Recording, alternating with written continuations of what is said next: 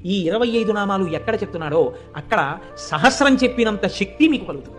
అంత గొప్ప నామాలు నేను చెప్తాను, మీరు కూడా చెప్పండి.